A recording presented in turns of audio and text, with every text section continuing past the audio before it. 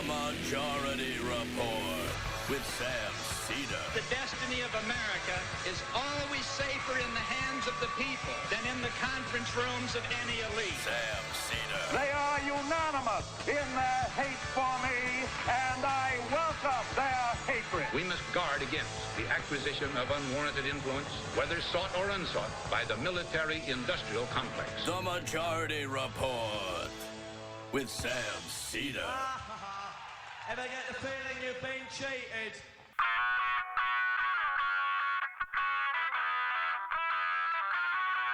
It is Tuesday, January 1st, 2019.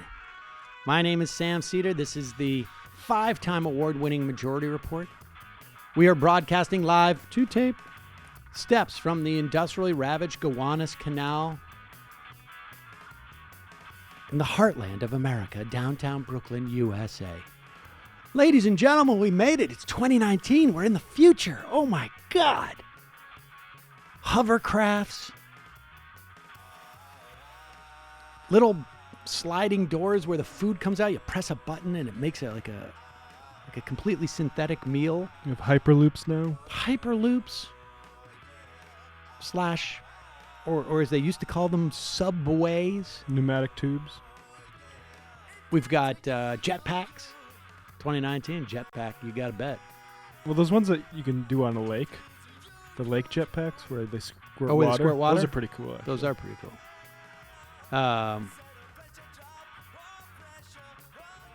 Oh man, 2019 is great. So far, I'm loving it. It's just food tastes different. That much closer to the climate catastrophe. The new Soylent offerings are good. So good. Is he still president? I guess I don't know because we're pre-recording this. Hope springs eternal, folks. But we have our final best of the 2018 year, even though it's 2019 now. We're back live tomorrow. Hope you had a good New Year's. Got a bit of a hangover. This is the perfect hangover interview because it's just a fascinating piece of history. We had a bit of a historical theme for the best ofs this year. And I like it. Just you learn something, but you don't have to, you're not disengaging from, they're all relevant to what's going on today, but you don't have to hear about that horrible human being, 365. Today on the program, we have the author, William Hogeland, author of Autumn of the Black Snake, The Creation of the U.S. Army and the Invasion That Opened the West. Fascinating story. I love this one. I referenced this book quite a bit, I feel like. Yeah. I referenced all the ones that we had, I think, in terms of the best of this time. But this one really stuck with me. All right, folks. I mean, just a reminder, we have some fun half stuff for you that we're gonna give you for free today. If you want to support this show, go to jointhemajority.com and do so. It is your support that makes the show possible. We will be back live tomorrow, 12 noon Eastern. You can listen to us via the app at majorityapp.com. We got a free app for any type of for iOS or Android. We've got you can watch the show live on YouTube. You can listen to it live on the app, and of course become a member and get that extra content. All right, quick break. When we come back, William Hogeland. We'll see you tomorrow. Happy New Year. We are back. Sam Seder on the Majority Report on the phone. It is a pleasure to welcome William Hogeland. He is the author of The Whiskey Rebellion, Founding Finance, the Declaration, and his latest is The Autumn of the Black Snake, the origin story of the American military. Bill, welcome to the program. Thanks very much. It's great to be here. So, okay, you're working with a relatively small amount of time, or I guess is the essence of your book. That is basically the first half of the 1790s, and it is, as you set out, a massive turning point. Of course, is a fairly nascent United States. a massive turning point in the trajectory of the United States. Before we get into the details and some of the characters that we're talking about, why is that? Well, I think generally the 1790s is probably seen as a big, it's the launch moment, right, of the nation. But what I'm talking about is surprisingly little known in that context, which is that one of the great achievements of the Washington administration, and one of the most, I think, world-changing achievements, was the establishment of a United States Army. Although when I say that, I think it's kind of tricky because people sort of assume there must have always been an army since there was a nation formed, but there wasn't one. And the formation of that army, I think, is a huge benchmark, a huge turning of a wheel in global history, not just U.S. history. And at the same time, it's the beginning of the conquest of the rest of the continent, what became the conquest of the rest of the continent, in that the first war the United States ever fought occurred in the first half of the 1790s, and that's the reason they formed the army. And that was the war to conquer what is now the upper Midwest, basically, Ohio and et cetera, which begins an entire change in the relations of indigenous people and the United States of America and so forth. So all of that seems, crucially important to me, and that's why I kind of got into reading about it and writing the book. I'm going to resist the temptation to jump immediately into which came first, right? The imperialist, I guess the imperialist agenda or the war. I mean the standing army. But before we get there, let's dig into sort of the story. Because it starts essentially, or maybe this is a little bit too late in it, but it is the St. Clair's defeat, which is the, I guess the ostensible impetus. But tell us about who was the argument between prior to this about whether or not the United States should have a standing army, and give us a basic outlines of those arguments. There was a strong feeling among many Americans, elite and ordinary Americans alike, that in a kind of government that had just been established, the kind of government that actually the revolution had been fought possibly to create, a Republican government, a representative government, that a full-time professional, nationally run, sort of top-down army was just anathema to all of those basic Republican values. I mean, the standing army is a term that was used. It was a term of just abhorrence, basically, among many of the Whig thinkers who had created the ideology around American independence. It was the kind of thing where it's the kind of army that the King of England had, or the King of France had, a professional sort of army used, hirelings of the king, just could be turned against the citizenry at any time, a sign of tyranny, really. That was a pretty widespread opinion, and the idea was then a free people would never have a standing army. A free people would rely on the, volunteer, obligated citizen soldier, the militia. That's a pretty common theme that still continues in American debates about military, actually. I mean, we still romanticize militia. A lot of people in this country do.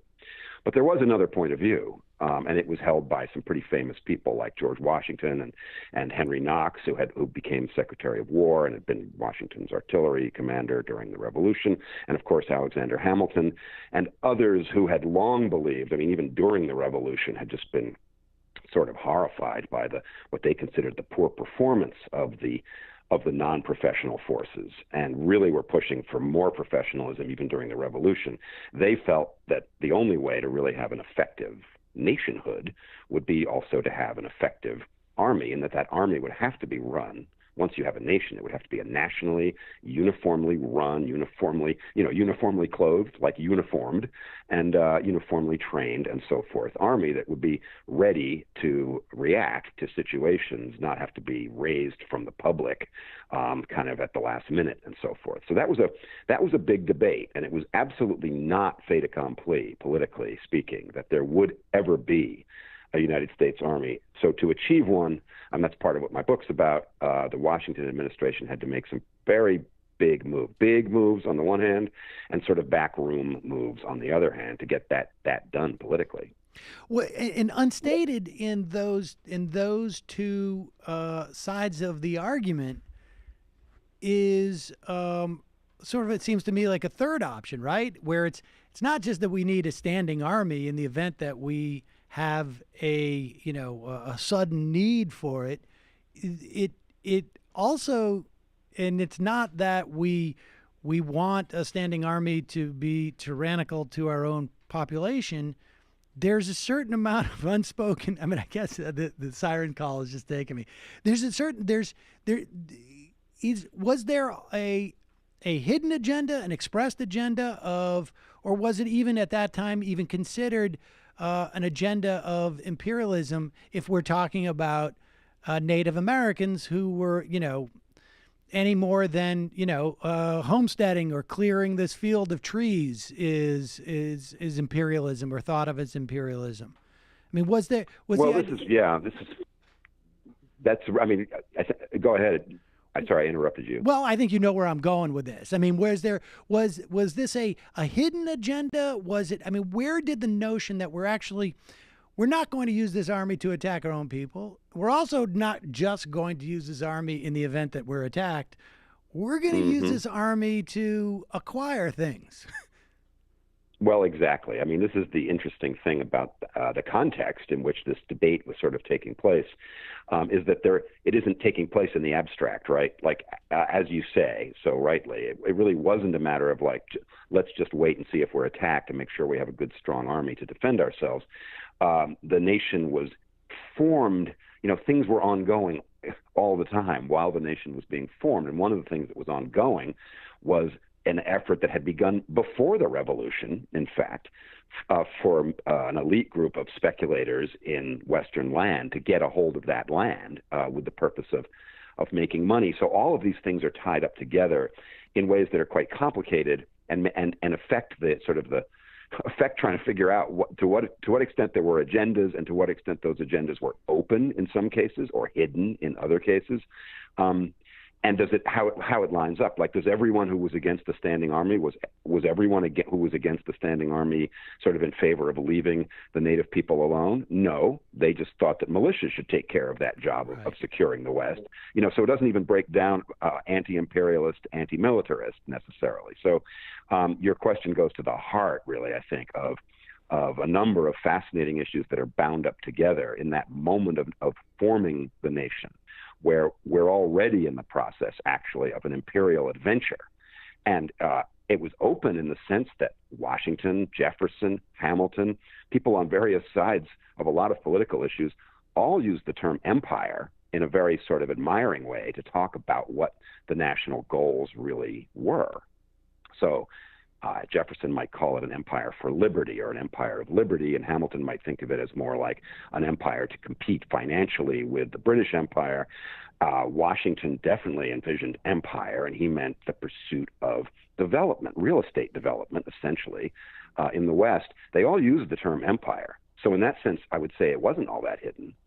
In another sense, though, when the arguments were taking place, when the debates were taking place, they were often taking place in a less than candid context, as politics being then as it is now. Everyone's not always saying what they really mean. And so there was this ongoing sort of struggle, which a lot of people didn't even want to call a war, which was to pacify, they would say, the West and be able to use that land and speculate in that land and make good on a lot of investment in that Western land. So your question goes to the heart of a very important. This is what I think is so important about this moment, actually, because we often think of imperialism as beginning sort of at the end of the 19th century, when we went sort of away from our natural boundaries and started expanding, beyond the continent. But of course, in fact, expansion beyond into the West, what was called the West then, expansion beyond the Ohio River, was a basic cause of. It was one of the causes of forming a nation, and had indeed been one of the causes of fighting the revolution. So that expansionist mentality was actually cooked very deeply into the original ideas of the Republican nation that this nation was becoming, even as it began. I mean, I guess maybe the initial founders of the state, or those who landed on Plymouth Rock, were not necessarily seeking to expand, seeking out resources to ship across the ocean, but certainly the resources that followed were a function of that. And so, in some ways, I guess this sort of like this imperialist drive was inherited in some fashion. Yeah, and again, that's very interesting. I mean, you're right that the book its main action focuses in the first half of the 1790s, but in order to sort of bring those impulses that I'm describing to life, you have to look a little further back. And in the book, I don't look all the way back to the immediate, to the absolute origin of, contact and first white settlement, but I do look back to the formation of what was called the Ohio Company of Virginia by a bunch of Virginia speculators who were George Washington's older brothers and their friends and family connections. And you do see this. I mean, some of it's regional, like Virginians were very interested in this, and many Pennsylvanians were very interested in this. And it's not as if New Englanders weren't interested, but a lot of the impulse behind this kind of expansionism seems to be the most successful, I should say, I guess, comes out of Virginians and Pennsylvanians. So, there were many, many different sort of contributing factors to original European settlement and appropriation of land on this continent. But one of those threads, and it's the thread that led, the reason it's important is it led very, maybe in a convoluted way, I was going to say very directly, maybe in a convoluted way, but nonetheless inexorably led toward the formation of a military nation state here. Comes out of this desire for land speculation, and land development west of the Ohio River, west of the Alleghenies, and then west of the Ohio River. All right. Well, let's follow the money if we could. But before we do, why do you think Virginia and Pennsylvania? I mean, or is that have I asked the same two questions? That's a really good question. I mean, one of the things, you mentioned my earlier books when you were introducing me, much appreciated. One of them is called Declaration. And in writing this new book, Autumn of the Black Snake, I realized that I'd kind of blown an opportunity in Declaration to look at both the New England side and the Virginia side in more detail. I gave a lot of attention in that book to how New Englanders kind of overthrew the Pennsylvania government in an effort to bring about the Declaration of Independence. And I mentioned the collaboration with Virginia, which was very important, that New England and Virginia collaborated there. But I feel like the agendas there were somewhat different, and where a Samuel Adams, there were New Englanders who were, of course, invested in Western land, but where a Samuel Adams wanted to form a revived New England and a kind of what he called a Christian Sparta, and make a kind of virtuous, sort of almost back to the Puritan kind of mentality in New England. He was collaborating with Virginians who were really interested in something completely different, had no interest in a Christian Sparta, but were trying to get land policy in Virginia kind of into their own hands. And what drives those two things is a very interesting question. I mean, I'm not going to say that the New Englanders were free of their own forms of deep desire to get ahead. I mean, we know about John Hancock and the Hancock family, and actually the Adams family as well, the Samuel Adams family, and they were definitely business-oriented people trying to get ahead. This drive to the West, I think, comes partly out of understanding that tobacco, which did not, of course, become the king crop of America, but at the time it was the king crop of America, that the Virginia tobacco planters in particular became aware that tobacco just destroys the soil in which it's grown. And they just knew that there was going to be an endless need for more and more new fertile land that hadn't been tapped for that kind of destruction. So I think that was one of the main impulses, and I think the Virginians just had an earlier sense of the potential, bonanzas to be made, not only in tobacco, but in the land on which tobacco could someday be grown. It's eerie to contemplate that sort of attitude towards tobacco by the tobacco producers at that time, because that attitude seemed pretty durable through history. It's fascinating that way. Yes, it's true.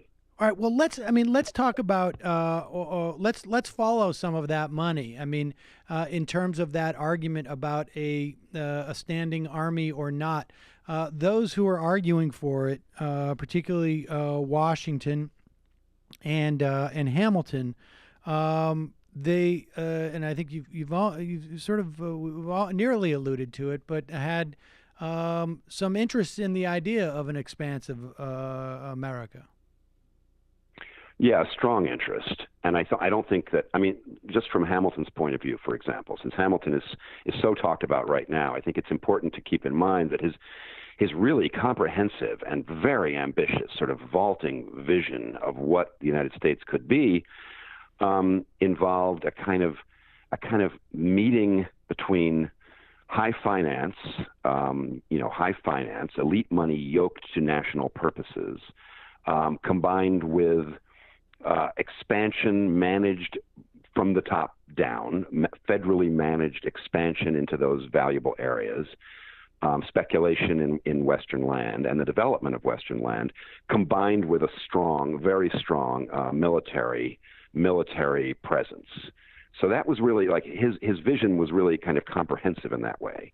And it's kind of how many people in the 18th century who were interested in nationhood, I think, would have conceived of just simply what a nation is, what a nation state would be. It would have, it would be a concentration of wealth yoked to a concentration of military power with a kind of expansionist, a kind of greater nationhood mentality. I mean, I don't think it makes the United States unique. It's just very interesting that there was also pushback against that idea. And it's also very interesting that you get into an issue around like, well, what are the legitimate boundaries of the United States when you're talking about indigenous people already living in those places where that speculation was going on. But certainly Hamilton's vision, and he was certainly not alone either. He was joined by Washington, who had a direct personal financial interest in that region, as did so many others of the elites in the founding generation. They really couldn't have imagined, I think, a United States pinned behind, east of the mountains, never to expand, never to grow. I think that would be almost unimaginable to them as a United States. So that was how they looked at it, and to get what they needed to do that, they had to have an army, and they had to actually conquer that area. Well, I mean, when you lay out Hamilton's vision, it doesn't seem terribly different than what a monarch's country would look like at that time. I guess there's only the difference that theoretically there's more democracy in that, right? I guess, I mean, the difference would be in how they come to decide to arrive at that same sort of disposition. Yeah, I see what you're saying. I mean, I think that's really interesting, the way to put it. I wouldn't say that Hamilton would have looked at, because we have a different kind of government here that is not a monarchical government or even a king in parliament as in the English government at that time or whatever, because we're not doing it that way, ergo we won't be expansionist. That was not an equation that would have made any sense to him, or many of the other people of his type who thought the way he did. It wouldn't necessarily in any way follow in the way Hamilton thought of these things, that because we have a republic, therefore we wouldn't be expansionist. And I think he had some good historical backup for that. I mean, this gets into some very interesting things that I think Americans argue about, today, which has to do with like what is legitimate, use of influence beyond your borders, and to what extent is it imperialist, and to what extent is it, or isn't it imperialist, and so forth. Because these guys, the founding generation, had as one of their examples, of course, the Roman Empire, and they were extremely immersed in classical reading. And those who were anti-imperialist sort of had an idea that that an emperor, a monarch type, is always going to want to be militaristic and expansive. And some had the idea, and I think we inherit this sort of delusion, that if you have a republican government, as in the earlier Roman government, the one that was pre-imperial, the sort of lean, mean, virtuous republic idea, that it's not an expansionist, that it doesn't have an expansionist or militaristic component. But that wasn't really true about Rome itself, let alone the United States. It's more like, you're always expanding. The question is, do you have a dictator at the top, or do you have a more Republican approach to who's running it? But expansionism doesn't live or die necessarily on whether there's an emperor or an elected government. Well, I mean, was the perception that it's not expansionist if everybody agrees to do it? Or, I mean, how do you come to that reading of I guess I would say this. I don't think I don't think you would call it not expansionist. You just wouldn't call it unrepublican to expand. Right. That's what I mean. Right, okay. And I think that's the way Rome. I mean, Rome did plenty of expanding during its Republican era too. I don't think they looked at it that way. I guess. Were those who were concerned with a standing army? Did they have concerns? Did they have, and maybe they wouldn't have articulated it this way, an anti-imperialist perspective? Maybe it would have been more like if you have a standing army, at one point you run to the end of the ocean and then it starts turning back in on yourself, or what is it? What was the argument there? Was it just simply too similar to what the king had?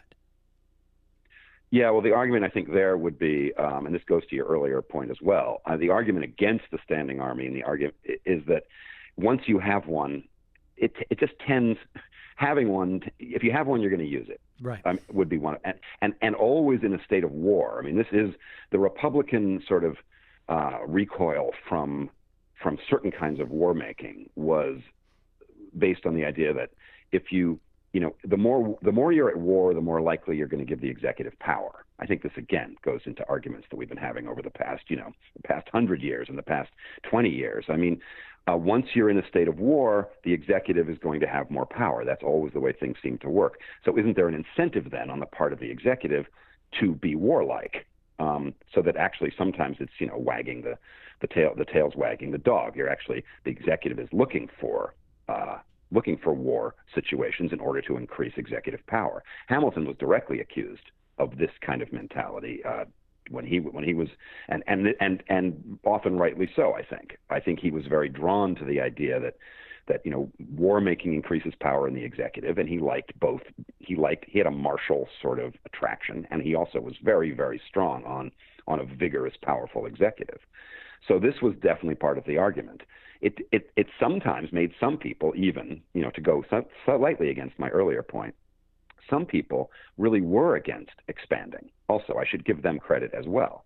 There was also an anti-expansionist mentality, and even a pro-native mentality among some of the Eastern thinkers, that it was just wrong to go take these people's land.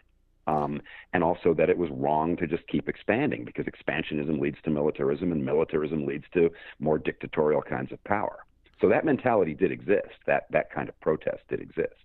Those were the early social justice warriors, I guess.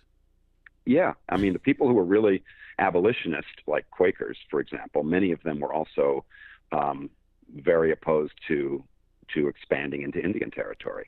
And there was a sort of a noble savage romanticism even among some people about how actually that the native people are more natural Republicans than we are. They're more democratic, and they're nobler and finer, and they don't seek to expand, and they don't seek to make war. And we should be more like them and not be taking their land. So those threads in our culture existed also right from the beginning.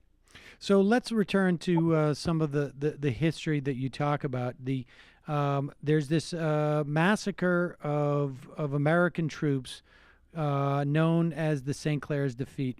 Tell us what were the circumstances of that defeat? Was this a function of a half-hearted attempt to expand, or was it or what? It was a full-on attempt to expand across the Ohio River, but it was half-hearted in its military effectiveness, because there was sort of an idea that the Washington administration had that we can just do this without actually bringing this argument to a total head. We can just sort of tell Congress, look, it's not going to take that much to do. It's sort of a simple mop-up. There's not that much opposition. We're just going to send a small force. We don't have to go crazy here. Just give us enough, and we'll do it quickly. And they were underrating, both for political reasons and also, I think, sincerely at the same time, underrating the degree of extreme opposition on the part of the indigenous people who lived there, and the degree to which they had become sophisticated, both politically and militarily, in their resolve to keep the United States back east of the Ohio River. So you used the term massacre, and I'm just going to dissent from that a little bit because it was a battle. Massacre tends to imply some kind of unfair, something, I don't know, sort of unfair, or a slaughter of innocents and so forth. But it was a battle in which the United States, it was the first battle that the United States as a nation ever fought. And it doesn't, there's a book about it by Colin Calloway called, I think, The Battle with No Name, or I forget the exact name of the, it's strange that it doesn't have a name, because it was the first battle the United States ever fought as a nation. And it was a total Maybe defeat. that's why. Yeah, exactly. That's my theory too. That's why we don't have a name for it, because the first battle we ever fought was an abject defeat, coming out of arrogance and poor discipline on the U.S. side, and excellent tactics and strategy and superb discipline on the native side. So that's called Sinclair. I mean, it does have I guess it does have a name. It's sometimes called Sinclair's defeat, but if you say that to most people, they've never heard of it. Just in terms of actual numbers of casualties, it puts like the Battle of the Little Bighorn much later and much better known. It makes it look like nothing. I mean, it was a massive We call it a defeat, but actually the other way to look at it, of course, is that it was a thrilling victory on the part of the Native Confederation that achieved it. It was the bench. It was actually ended up being the high water mark of Native resistance to U.S. expansion westward, and yet still it isn't known or talked about much. So, which again is why I wanted to write this book. So one would think that the results, right? I mean, if I guess we'll call this war the Mulligan. Was if it was sold in Washington as like, this is, don't worry about this, a little mop up type of situation, not a big deal. We got it. You know, this is such a tiny deal that we got this. You would think, intuitively, you would think like, oh, if they're massively defeated, this is going to make people gun shy, and they're going to say, we're just not going to engage in this type of stuff. But within a couple of years, we've got a standing army. What happens? Well, one thing that happened is a lot of politics, a lot of sort of politics, junkie level politics. How the Washington administration turned this egregious defeat, or this thrilling victory from the Indian point of view, into a political wedge to actually get what they'd always wanted anyway. We have to keep in mind, because we were just talking about that. They always wanted a standing army anyway. It's one of these odd moments where, on the one hand, it was a horrible defeat and much life was lost. And Washington was sincerely, I believe, he had a total meltdown, a total temper tantrum when he heard about it. I believe he was sincerely shocked and horrified by the defeat. On the other hand, as so often happens in politics, and especially if you're a really tough, savvy politician, which Washington was, you can turn that around and turn it into a political victory. And yes, on the one hand, you'd think people would be gun shy. On the other hand, this was a terrifying moment of yes, defeat, but also it seemed like, well, what's going to happen next? I mean, all of the settlers out there are going to be killed, will be, to use the word, massacred. There won't be any defense out there. What are they going to do next? Are they going to come all the way to Pittsburgh, which was sort of the western frontier edge? Are they going to burn Pittsburgh down and kill everyone there? I mean, how far back is the frontier going to be pushed? This was, and people had family and friends living out there, trying to live out there. And then there was the development group, the owners really of a lot of that land, the speculators in that land, who thought of themselves as its owners, who were among the elites, who were deeply committed to defending those investments. And so there were a multitude of factors which I get into, but through some very adroit and tough politicking, the Washington administration pushed through Congress, partly by using public opinion, partly by manipulating Congress into situations in which it would just have looked politically inexpedient not to vote the way the administration wanted Congress to vote. I mean, good old American, politics. And I should add that in the administration at the time were Hamilton, of course, and also Jefferson, who we rightly see as bitter enemies, and they certainly did hate each other's guts at that time. However, they worked together as Washington subordinates on this project with Henry Knox as well to bring about the political machinations, some open and some back room, that got the Army bill passed through the House, and then Washington made some other deals with senators to get it through the Senate. And not very long after that horrible defeat, we did indeed have the first United States professional national United States Army. I mean, I gotta say, as you're going through the varied agendas behind this, right? This pre-existing desire to have a standing army and all that implies, both from a defensive standpoint, but also from an expansive standpoint. The pre-existing financial incentives, and then the sort of like the ginning up. Arguably, maybe not ginning up, but it sounds like it, of fears of, if we don't get them there, we got to fight them here. I mean, it sounds very reminiscent of the buildup to the Iraq War, to probably many other of our conflicts, that this stuff is, I mean, is it that, and maybe I'm wrong in that assessment, and you'll tell me, but if I'm right, is it that these dynamics are basically eternal, or is it that these dynamics seem to be eternal, at least in the context of American history, because this was the pattern that we got in at the beginning? Yeah, these dynamics are original in American history. I think that's a lesson of looking at this period and this war that nobody ever looks at, this first war we ever fought. Whether they're eternal, meaning like, are we going to be bound by such issues forever in the future because we began this way? I wouldn't want to say that. Right. But I guess, did they were these but dynamics I think you mean original, existing in nature, or was it simply like, we got in, this is the way the country was founded? At a very, if we look at, there's a lot of things locked in for people around the ages of 3 or 4, and 5. And and it's as if like, yeah, this is what happened when we were in preschool and in kindergarten, and as adults we still function the same way as a nation. Yeah, I do see this as sort of embryonic in that sense, and baked in pretty early. All the dynamics we're talking about, everything you just went through, that does seem to me so reminiscent of, or since we're going the other way, sort of potentially predictive of some of the issues around getting into Vietnam and some of the issues around getting into Iraq. A lot of the rhetoric, a lot of the combinations of, as you've said, ginning up, which is absolutely was part of the tactic. People having pre-existing agendas, which then get fulfilled in conditions of crisis. Being able to sort of try to drag Congress kicking and screaming through a series of states of emergency, where it would just be politically inexpedient to vote against a certain resolution, say. All of those things. Obviously I'm reading the original history back through my knowledge of contemporary history, and one could say that I'm overreading it that way.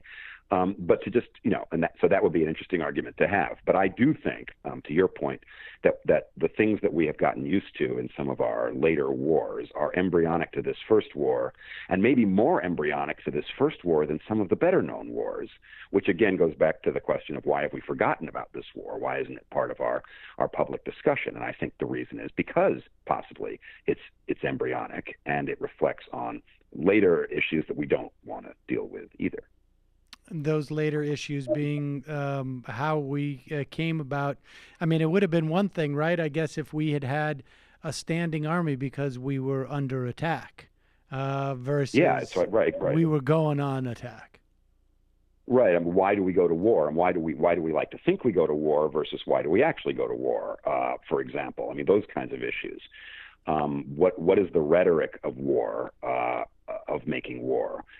why do we define certain wars as legitimate and others as maybe in retrospect illegitimate? How do we get around those objections, those protests, those dissents against going to war?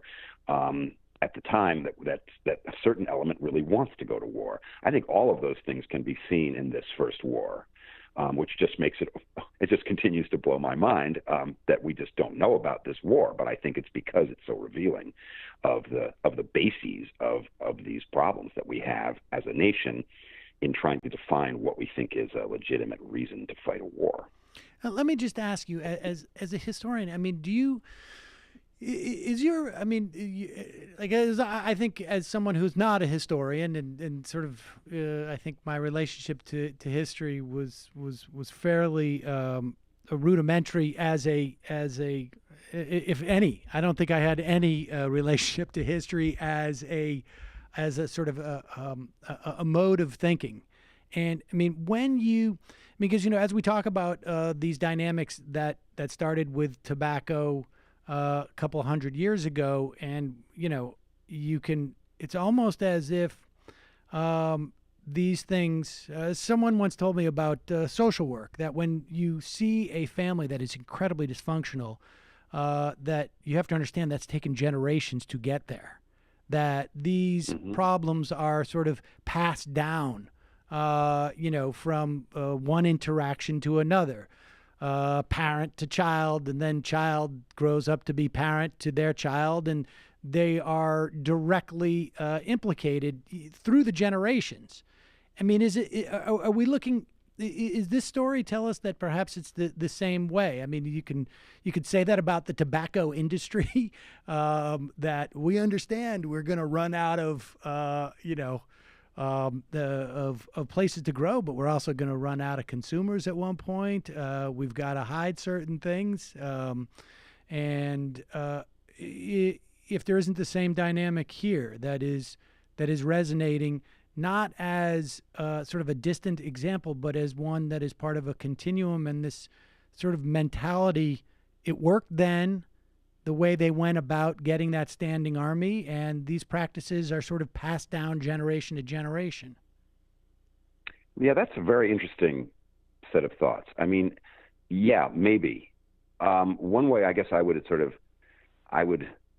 think about that in terms of the story I'm telling here is one of the interesting things that I get into toward the end of the book, where I sort of try to look ahead after there's no suspense to the book. Ohio and Indiana and Illinois become part of the United States, as everybody knows. So after that has happened, then looking ahead to what happens to the standing army, and what happens to the Midwest, which of course almost immediately becomes this incredible industrial driver of American empire, around the world, which goes, I think, right to what you're talking about, this kind of generational development. One of the things that happens kind of early on in that is that, the Jefferson point of view, Jefferson was working with Hamilton and Knox and Washington to bring about this standing army, but he was always odd man out in this area, in the cabinet, in Washington's cabinet. And as we know, party politics begins right in the period that I'm talking about, and Jefferson very soon leaves the cabinet and becomes a member of the opposition party. And by the time everything's resolved in the story I'm telling, we begin to get pushback against the Federalist Party, partly because they were accused of being militarists. And once Washington was out of power and Hamilton was sort of trying to run everything from outside of power as well, the Federalist Party does become the military budgets just go through the roof, and it just suddenly, they don't have Washington to sort of, make it more politic, make it more palatable. They just seem like they're out of control. And really, to some extent, Hamilton tried to, was pushing for a war with France at that point, which didn't happen at that point. But that brought down the Federalist Party in a way, and Jefferson's party, as we know, came in. And the way Jefferson's party was presenting themselves, they were the anti-militaristic party at this point. And Jefferson, people looked at it as like, well, this is the real American Revolution. Now we're back on track. Those guys went crazy. They were tyrannical and militaristic, et cetera, et cetera. Well, if you look at what happens next, of course, again, if you really, everyone already knows this, but if you put it in this context, it's rather striking that, it's really during the Jefferson era that the country really begins to expand westward, because, of course, it was Jefferson who made the Louisiana Purchase. And the Army, and there had to be a military presence further and further west. And Jefferson, too, wanted to, he's the one who actually starts talking about moving all of the recalcitrant native people across the Mississippi River. He put it in, literally, he said, for their own good. I think that's an exact quote. He didn't want to put it in such a harsh way, but in fact, the next sort of quote unquote generation of government in America, which was supposed to be much more lean, mean Republican, much less militaristic, it's really during the Jefferson administration that everything Washington and Hamilton and Knox fought for comes into its biggest fruition. And you could even jump a number of generations ahead and look at Teddy Roosevelt's era. And there's Roosevelt now looking offshore. He wanted to go to Cuba, and now we need the Philippines, and we need to get beyond the continent. And he looked back at the very war that I'm talking about, which has so since been forgotten in the public discussion. But Teddy Roosevelt was very keenly aware of the war that I'm writing about, and he saw it. I mean, he was openly and celebratorily claiming that this war, this Indian War, the first war the nation ever fought, the war for the Midwest, he was claiming it as a precedent for what he wanted to do. When people objected to what Roosevelt was trying to do, he said, "Why don't you just go talk to the Indians and tell them, give the land back? I mean, come on, this is what we do," he said. "Wake up, grow up. We've been doing it since day one." He had a realpolitik attitude toward it, and many of us have chosen instead to sort of forget what happened then. And we wouldn't want to adopt Roosevelt's point of view on it necessarily, of course. But the question then becomes, what do we do with it? What do we do with it? How do we want to construct it and contextualize where we come from? Because I think, to your larger point, I mean, the longer we don't look at these things, the more likely we are to exactly do what you're talking about, which is repeat and repeat and repeat in that same way you're talking about. Well, we've worked before, and now we'll try something else that's similar, and it'll work again in a different context, and we don't change. So that's kind of why I like to unearth this kind of stuff. William Hogeland, the book is Autumn of the Black Snake, the creation of the U.S. Army and the invasion that opened the West. Thank you so much for your time today. It's fascinating stuff. Thank you very much for having me. It's been a fun discussion.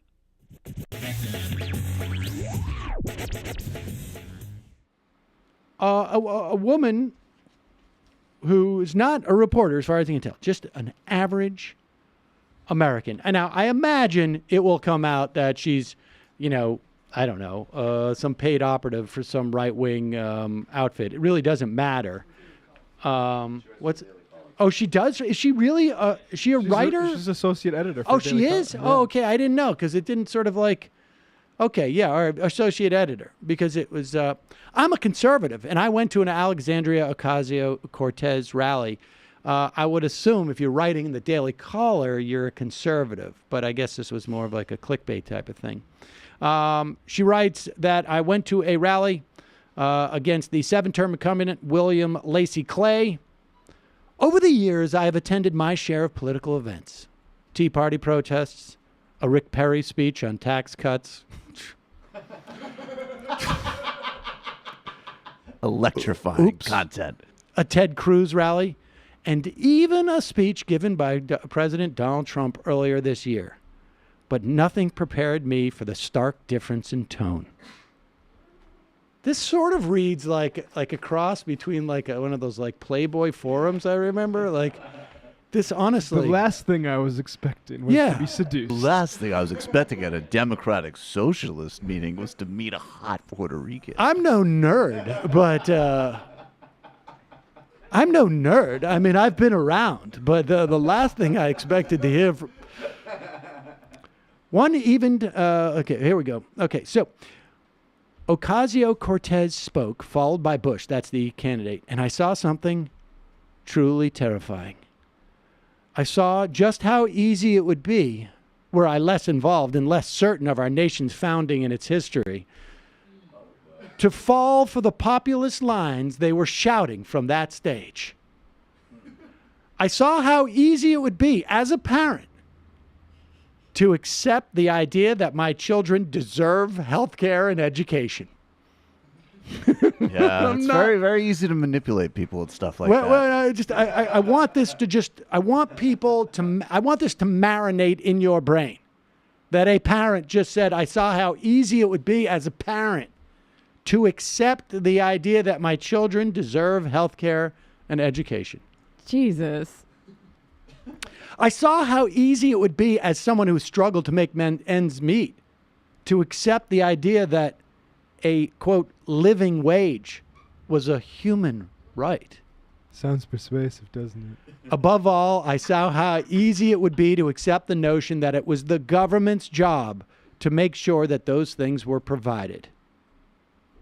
I watched as both Ocasio-Cortez, and I should say, I didn't read this part because I wasn't sure about it earlier, but she talks about hearing all of these snippets of conversations, okay, that involved one person praising the strength and dedication of convicted cop killer Assata Shakur. I'd also like to just co-sign. I would like to praise Assata Shakur, if I may. Thank you. I mean, all these, whatever. Okay, it doesn't matter. All right, it's very, but whatever. I watched as both Ocasio-Cortez and Bush deftly chopped America up into demographics. Pointed out how those demographics had been victimized under the current system, and then promised to be the voice for those demographics. The movement, Ocasio-Cortez shouted, knows no zip code. It knows no state. It knows no race. It knows no gender. It knows no documented status. In other words, they cut it up into demographics, but then said, the movement's not about demographics. Bush, after saying her piece, noted she was careful to allow speakers from all across all demographics. Why demographics? What the... To make it clear she was not running to represent just one particular group, but all. My demographics get it. Lot of demographics. I can't quite get my arms around whether she's saying that they contradicted themselves or that, because that last sentence says, even though we've allowed speakers to talk about things from different demographics here, we represent everyone. How horrific. Now, as opposed to, let's say, that Ted Cruz rally where we only have one broad demographic, normal white people, and that's it. We have one demographic and other demographics are going to need to quiet down. Left the rally with a photo, in part to remind myself of that time I crashed a rally headlined by a socialist, but also in part to remind myself that there, but for the grace of God, go I. This is God. Listen, your kid does not deserve health care or the ability to eat. I'm sorry. There's a lot of propaganda that, as an example, a kid who has leukemia but didn't work for his health care deserves treatment. Please? Don't get fooled by the old Jew or the young PR. Stay true. Please. Believe me. Listen, it's God. I'm a guy. All right, so... Why can't we use the word slut anymore? This is God. Jezebels. So she, of course, got a ride onto, or a free ticket, I should say, onto Fox and Friends. And here she is. Was she on Fox and Friends? Oh, yeah, here she is on Fox and Friends, talking about the horror that she had witnessed the night before and where she would have gone but for the grace of God. Conservative, and she went to one of her rallies. Daily Caller's Virginia Kruta, thank you so much for being with us. And you wrote an op-ed about it. Tell us why you went to her rally. What was the interest? Thanks for having me. Well, I went kind of to see what the fuss was about, really, because, I've been to conservative rallies before. I've been to a Trump speech. I've been to a Ted Cruz rally when he was running for president. And I just kind of wanted to see, why the message was resonating, because really the socialist message is gaining steam within the Democrat Party. So based upon what you saw, why are people drawn to this message? Well, I was listening to them talk, to Ocasio-Cortez and also to Cori Bush, who she was stumping for in St. Louis. And they say things I mean, they talk about things that everybody wants, especially like if you're a parent. They talk about education for your kids, health care for your kids, the things that you want. And, you know, if you're not really paying attention to how they're going to pay for it or, you know, the rest of that, it's easy to fall into that trap and say, my kids deserve this. And, you know, well, maybe the government should be responsible for helping me with that. Mm-hmm. Virginia, as a conservative, when you're sitting in that... Pause it for 1 second. I mean, does it feel like as she's even saying these words out of her mouth that she's about to go, hey, wait a second. Virginia, as a sociopath, what, how do you respond to the basic human sentiment that children shouldn't starve and people should have health care? This is pretty easy for people to fall into. I like how she says, like, but they don't talk about how you're going to pay for it or any of that. You can kind of see the gears turning in her mind right now. Right? Like, she's just going like, God, it would be nice if my kids could get health care. Continue. For your kids, health care for your kids, the things that you want. And, you know, if you're not really paying attention to how they're going to pay for it or, you know, the rest of that, it's easy to fall into that trap and say, my kids deserve this. And, you know, well, maybe the government should be responsible for helping me with that. Mm-hmm. Virginia, as a conservative, when you're sitting in that audience or standing in that audience and you're listening to that message, how did it make you feel? Were you angry? Were you more drawn to that? I was mostly uncomfortable because I was surrounded by a group of people who were talking about how they had gotten involved because they were tired of being angry all the time. And it seems like so much effort to be angry about everything instead of to focus on what you could do to change it. I didn't get the last part. That was very confusing. Did they just say that? Yeah. There were people at a political rally to support candidates who were going to go out and change things. And they said that they were there because they were tired of being angry. And I just think it's weird that you would be angry and not go out and do something to support it. She's really phoning it in here. No kidding. Like, if I didn't know better, I'd think she were a plant from the DSA. I mean, it's possible. Or I think it's possible we're watching sort of like a slow rolling awakening. Sort of like an awakening / nervous breakdown. I think that's possible. It reminds me of how Dave Rubin talks about how the left is so negative. Right. She goes to a Bernie or Alexandria Ocasio-Cortez thing and gets the exact opposite Precisely. Especially, and then maybe when Tucker's like, "You're fired and you don't have health care anymore." Maybe that will be the next lesson. Right. For her Exactly. In her ongoing nervous breakdown. Now this notion of conservatives being afraid that the left in some way offers some vision that is like too sugary and too the trap here is that it actually sounds great, is an old construct. In fact, back in FUBAR, the book that Stephen Sherrill and I wrote back in 2006, I'm not familiar with that. Oh, well, we had a clip. Let's put that clip up there. Not a clip, a story about a guy named Dr. Paul Cameron. He was the founder of the Family Research Institute and the unfortunately named ISIS, which was the Institute for the Scientific Investigation of Sexuality. This is a real... I think ISIS might actually have something that's similarly named and programmed. Right. He was a huge figure in the right's attempt to marginalize LGBT people. And this is a clip of something that he wrote. This is from I think it might be an interview that Robert Dreyfuss did with him back in 1999. If you isolate sexuality as something solely for one's own personal amusement, and all you want is the most satisfying orgasm you can get, and that's what homosexuality seems to be, then homosexuality seems too powerful to resist. The evidence is that men do a better job on men, and women, I'm not clear where this evidence lies, but it's possible. He's reviewed the evidence, okay? He's seen a lot of documentaries about this. And women on women, if all you're looking for is orgasm, I'm convinced that lesbians are particularly good seducers. It's pure sexuality. It's almost like pure heroin. It's such a rush. They are committed in almost a religious way. As opposed to the religious people committed in a religious way. So this guy was like literally soliciting small-scale donations to watch porn all day? And they'll take enormous risks, do anything. Marital sex tends toward the boring end. Generally, it doesn't deliver the kind of sheer sexual pleasure that homosexual sex does. The era of the pajama boy is over. I think in the book we said our apologies to Mrs. Dr. Cameron.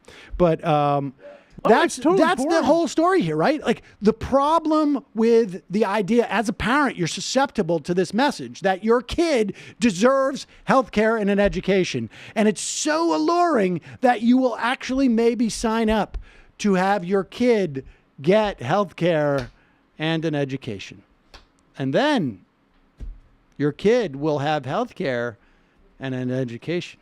Part of me wishes I was still religious so I could tell that woman that she's probably listening to Satan when he leads her away from this. Like there, but for the grace of God, go away. That's not God. Oh, that's Satan. Well, there you have it, folks. The Daily Caller. But you know what's awesome about that story is it is the most clicked story, I would bet, on Daily Caller, probably for the week. And so they're going to do more of these. Like I went to an AOC rally, and she promised that people would get the opportunity to go to college for free. And let's not shy away from this. Not only do they deserve college, they deserve pure heroin orgasms. We're not going to shy away from it anymore. Pure gay heroin, pure, not stepped on, straight from the poppy fields of Pakistan. That'd be a good slogan. Yeah. Pure heroin orgasms. Pure heroin orgasms. Okay, look, in my opinion, you go to Denmark, there's a lot more pure heroin orgasms, and there's no reason why we shouldn't have that here. All right, look. We were playing with this last night on the TMBS postgame because Jordan Peterson actually said recently that this was a really amazing piece of work. Actually, we should maybe play that. Yeah, let's just play that. Why not? Okay, let's just give them the full entree here. A little bit of double dips today, but this stuff is too good to not do. So let's play Jordan Peterson talking to a very dumb Steven Crowder. Yeah, Jordan Peterson can set up this video clip for us, actually. Jordan Peterson, exactly. Gig. Hey, Dr. Peterson, the original reason we were going to have you on, we didn't know we were going to have Lindsay on, was you had seen also the Alexa video and had some strong opinions and reached out, and that sort of caught fire with this controversy. First off, it was meant to be sort of artificial intelligence, a discussion on that when we brought the video out, right, not gay Jared? And then it became about a conspiracy of us faking an Alexa video, which people ran with. Which we simply had no time to do. Yeah, which we had no time to do. It was verifiably. Maybe even the talent. What was that? Or maybe even the talent. Yes. So I know you reached out and you this is something you've kind of talked about for a while. What's your take on this? Beware of what kind of unconscious you build into your artificial intelligence. Yeah, that's an important point. And it's really, and we're really going to be. I really thought that your video was a kind of watershed moment in some sense, because it's the first example I've seen of a human-robot interaction of that sort that produced that kind of politically charged statement. Okay, so this is pretty heady stuff from a person that has been identified as the most important public intellectual in the Western world. Let's go back into the time tunnel, let's go back in time. We went back to this watershed moment. Let's go back to this watershed moment in not only broadcast history, but actually the relationship between the human subconscious and technology. Alexa, what is communism? Communism, an economic or political system based on the sharing of all working property by the whole community.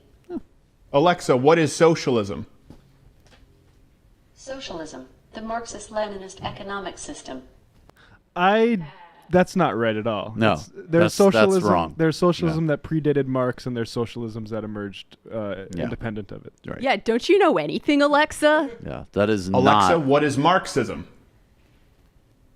Marxism is a socio-economic method that analyzes class relations and societal conflict using a materialist interpretation of historical development and a dialectical view of social transformation. Pause it.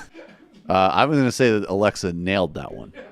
That is a textbook. She just spat knowledge. I might crib that one. It probably helps that she has instant access to Google. Yeah, exactly. That's there's going to be a little bit of a theme they about tiptoe around that. What Google may or may not be doing here, and how these guys may or may not understand the most basics, not only really of technology, but literally the algorithms upon which their whole silly business even rests on. Social transformation. So it basically just said communism is socialism. Socialism is the incorporation of Marxism. And then Marxism was... So it effectively... Concedes that they are all the same thing. All the same thing. Wow. No. Point proved, apparently. Wow. That's good enough for Crowder. That's okay. Sure. Alexa, what is fascism? Fascism is a form of radical authoritarian nationalism, characterized by dictatorial power, forcible suppression of opposition, and control of industry and commerce that came to prominence in early 20th century Europe. It seems that there's a much more negative view of fascism than communism. It would seem that she has some stronger opinions there. It seems that she was, about I only fascism. say what I know. Communism is beautiful in theory. It just hasn't been implemented correctly yet. She's a little commie. Alexa, who was Joseph Stalin? Joseph Vissarionovich Stalin was a Georgian-born Soviet revolutionary and political leader. Pause it. I will say that is a pretty chill read on Stalin. I'm going to have to give him at least the tip of the hat there. Well, she's not wrong. She's not wrong, but that might not be what you lead with. She kind of skipped over the part where you murdered a lot of people. Alexa, Well, how also, many people did... I mean, on the flip, she also skipped over the part where he was instrumental in defeating Nazism and winning World War II. Like, she basically... I'm down for including both of them. Yeah, I'm down for, let's include that he was a absolutely vicious mass murderer, probably potentially even in his own personal life, and that without his Soviet army and his cunning, after previously forming a fascist alliance with Hitler, we would not have defeated Nazism. And an endless amount of Russians died in that effort, and they never get any credit. It's totally unfair. Alexa, how many people did Joseph Stalin kill? Joseph Stalin is a killer of 41,500,000 people. Seems like you would lead with that. It seems like that should be included. Alexa, who were the Nazis? Historically, Nazis were those who followed the far-right ideology of Adolf Hitler, with political beliefs involving the superiority of the Aryan race. Crowder's eyebrows go up when they say far right. Right. What do these morons want? See, this is where these guys are so fucking stupid, because what they want apparently is there can be no complexity or reality in a discussion of socialism or Marxism. That just has to be all it is Stalin killed a lot of people. There's no intellectual tradition. There's no Fabian socialism, no Christian socialism. And to be fair, I'm sure that Steven Crowder has no idea what any of those things I just mentioned are. He's a dumb guy. But at least I understand what they're whining and beefing about with the socialism and Marxism thing, because why are you describing other things? It should just be the body counts, okay? That's what they're saying. It should just be the black book of communism, which had some methodological problems, by the way, as a book. But what do they want the complication around fascism to be? Do they want it to be that, like, Nazism was a cool idea about Germans feeling better about themselves and hiking in the Alps, but unfortunately some bad things happened? They built some good interstates and pioneered some missile technology. So is he doing that, or is he doing the ultimate moron Dinesh D'Souza, Don Jr., Jonah Goldberg chestnut, which is that the Nazis were also leftists? Is that where we're going? Okay. Historically, Nazis were those who followed the far-right ideology of Adolf Hitler, with political beliefs involving the superiority of the Aryan race, the right of German territorial expansion, and the exclusion and eventual extermination of unfit peoples from the population. In modern times, neo-Nazi ideology still advocates hyper-nationalism and racial purity. Alexa, what does Nazi stand for? C is an abbreviation of cytosine. Alexa, what does Nazi stand for? Not is defined as unary logical function not. True if input and false. Alexa, what does Nazi mean? The word Nazi has a few different meanings. As an adjective, 1. Relating to or consistent with or typical of the ideology and practice of Nazism or the Nazis. Alexa, who was the Nationalist Socialist Workers' Party? Here's something I found on Wikipedia. The National Socialist German Workers' Party, commonly referred to in English as the Nazi Party, There we was go. a far-right Thank you. political party in Germany. Alexa, no more. Well, thanks for the feedback. Alexa. She owned him. Okay, now this is just the last one that I think this is maybe the most revealing question they ask and the way their reactions are to it. Here we go. Okay. So, what is Black Lives Matter? God. Black Lives Matter is an international activist movement originating in the African American community that campaigns against violence and systemic racism towards black people. Pause it. Alexa is she's pretty historically informed and kind of woke. Yeah. All right, let's keep. Black Lives Matter is an international activist movement originating in the African American community that campaigns against violence and systemic racism towards black people. Alexa, how many Black Lives Matter activists have stolen you? Sorry, I don't know that one. It's because they wiped your memory. God. That's so racist. Not to state the obvious, but God. I feel like that is actually the laugh for that. It's amazing to me that they are so assured that everyone's going to have that reaction to that answer about Black Lives Matter, right? Can you believe they say they're against police violence? What? You mean a standard definition about people working so that their children, brothers and sisters and fathers and husbands aren't murdered in the streets as we see almost literally every day?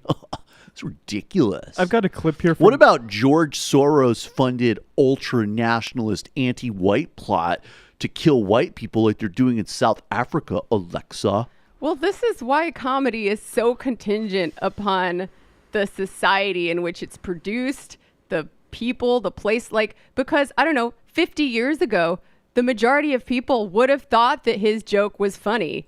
And now the majority of people understand that joke is racist, and only racists think that joke is funny. Yep, meaning is socially constructed. I have a clip here from Volker Ulrich's Hitler, Ascent, 1889-1939. This talks about his relationship to Marxism. Tell me more. Wow. I think you just literally included both the Social Democrats and the Communists. But because the moderate Hamburg SPD, which cooperated with bourgeois liberals, was not a suitable target for attack, Hitler concentrated his bile on the KPD, whose leader, Ernst Thälmann, came from the northern German port city. Hitler deliberately called upon the fears of his audience, which included leading Hamburg merchants, of the communists coming to power. If communism were to triumph today, 2 million people would be making their way to the gallows, he prophesied. But there was a way of smashing and eradicating the Marxist worldview, which was the aim of his own movement. The NSDAP, Hitler proclaimed, knew that toxins could only be combated with antitoxins, and the party would not rest until the last Marxist has either been converted or eliminated. The initially reserved audience greeted these words with frenetic applause, and at the end of the speech, when Hitler proclaimed his vision of a Germany of freedom and power, he was showered with ovations and shouts of Heil. There's your leftist Nazis, Steven Crowder, you idiot. Alexa, idiot. Who was that? Alexa, who was being quoted? Yeah, Matt, but do you remember what Nazis stand for? Oh shit, I forgot about that. I don't know. I mean, I guess socialist is in the name, but guess that does mean anything. I don't know if Volker Ehrlich or Ulrich addressed that, but that is a pretty... Volker Ehrlich? Was he in Metallica? It's textbook fascist shit to take words that people like and appropriate them and concepts that people like. Like, that's what they're doing now with liberal shit. J.R. Bolsonaro's party that he is running on is called the Social Liberal Party. And he's literally a fascist who's called for, who's said that the military dictatorship didn't torture and murder enough people when it ran Brazil. Now, again, I have no doubt that Steven Crowder does not know who Jair Bolsonaro is. Because Steven Crowder's a dumb person. Yeah, Steven Crowder's a very stupid guy, so I'm trying to be fair here. So maybe, unless, the Koch brothers or whoever else sent him an email and said, you need to know who Jair Bolsonaro is, you dumb little prick, because that's who we're going to install in Brazil to torture the indigenous people. He has no idea who he is otherwise, because he's a stupid, uninformed person. He might not. I'm not even clear that Steven Crowder knows what Brazil is. Certainly not that it's Portuguese. Let's go to a 509 area code. Who's this? Where are you calling from? Samuel Seder, I presume. Yes. Long-time listener, first-time caller from the Hall of Presidents in sunny Orlando, Florida. Wow. At Disney Resorts. 'Tis I, Franklin Delano Roosevelt. Oh, well, hello, Franklin Delano. Samuel, yes. Yesterday I tuned in to your show late and could hear you were quite distraught about something, but I did not hear the news. Tell me, was there a collapse of the global markets, leaving tens of millions of Americans homeless, jobless, and scrapping for their next meal? No, not... Did the Japanese engage in a surprise attack? And believe me, it was a complete surprise, which resulted in thousands of dead Americans while plunging us into a bloody global war over the future of civilization? No, it was... And tell me, Samuel, do your legs still work? They do, yes. Barely. Then pull yourself together, for Christ's sake. In my day, when they tried to own the libs, I lined up all the Republicans in Congress, shoulder to shoulder, and had Eleanor push my chair down the line while I whipped each of them square in the balls with my cane. Yes, they did everything they could to stop my greatest accomplishments, like, say, I don't know, a little thing you may have heard of. What's it called? Social fucking security? Right, I've heard of that. That's one of my favorites. Yes. Yes, Sam, things are bleak. And now you've had your day to mourn, to wander the streets of New York like a sad, pathetic dog with your tail between your legs. But today you sharpen your shiv because you're in a motherfucking prison yard fight, Sam. Now go bury that toothbrush handle in the jugular of the biggest, meanest man in the clink. Metaphorically speaking, of course. Yes. Well, I appreciate... Now I must jump, as they say, before the more troubling parts of my legacy get brought up, like the Japanese internment camps, my treatment of the Negroes, or that time I fucked my cousin. Thank you. Wow. The more you know. Yeah. That was very edutaining. That, yeah, I got, it was not a New York area code, too. That was the odd part. Or a Florida one. He might be down taking the Springs. That's right. Well, I mean, he is from the Hall of Presidents. I mean, as far as we know, he is dead. Calling from a 208 area code.